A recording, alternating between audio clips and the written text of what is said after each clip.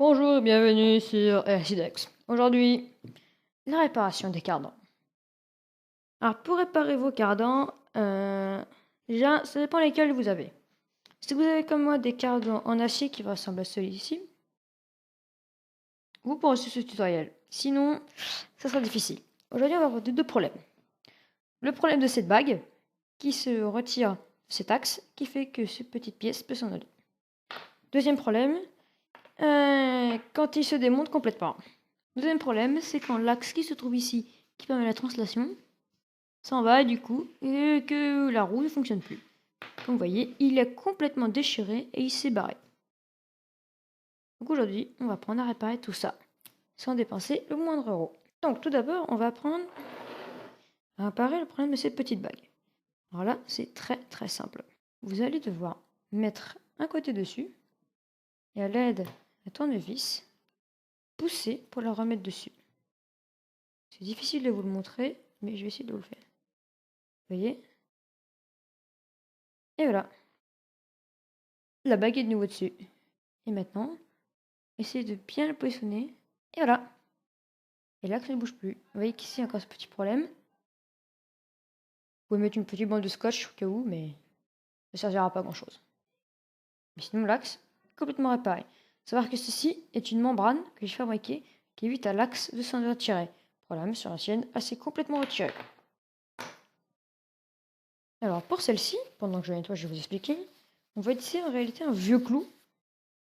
Oui, un vieux clou, vous avez bien entendu. Qui va être au diamètre de ceci. On va mettre comme ça. On va couper deux extrémités et on va remettre une gaine de scotch autour. Et ça m'a tenu 1 an. Donc oui, ça fonctionne. Si c'est bien fait. Alors déjà, on va commencer par chercher le clou adéquat. Donc vous essayez, une fois que ça rentre, c'est que c'est le bon. Donc une fois le clou adéquat trouvé, vous allez retirer. Voilà. Vous le mettre dedans. Peu importe. Et remettre le clou. Voilà, ça passe toujours. Normalement, oui. Donc là, vous voyez, ça marche. On ne va pas laisser ça comme ça. Donc, ce qu'on va faire, c'est qu'à l'aide de cette pince, on va couper les deux extrémités. Donc c'est parti. Et de une. Alors une fois que le clou est mis, ce qu'il va falloir faire, c'est vraiment le couper au ras. Parce qu'en fait, là, vous voyez, il reste un résidu. Et contrairement à ce que je dis tout à l'heure, j'ai dit des bêtises, il faut qu'il n'y en ait pas. Donc il va falloir que vous essayiez de le couper au minimum. Et voilà. Maintenant, on va mettre tout simplement du scotch autour.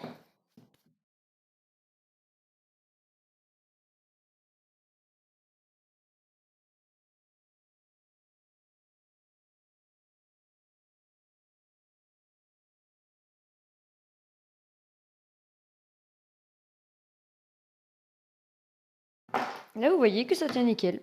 Alors, le problème, je ne sais pas si vous allez voir, vous voyez, on le voit à l'embout. Je l'ai fait encore un tout petit peu trop grand, donc ça risque de le découper dans 3-4 mois.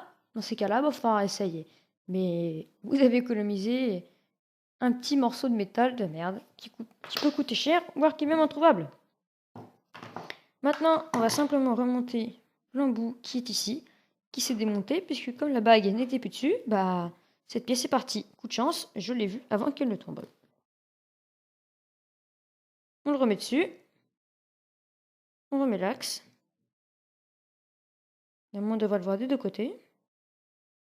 Voilà. Et on remet la bague, comme tout à l'heure. Et voilà. Un différentiel tout propre. Maintenant, il ne vous reste plus qu'à remonter vos différentiels. Pour voir ça, vous cliquez là-haut pour le démontage et ici pour le remontage. Si vous voulez voir d'autres vidéos, abonnez-vous. Et à plus!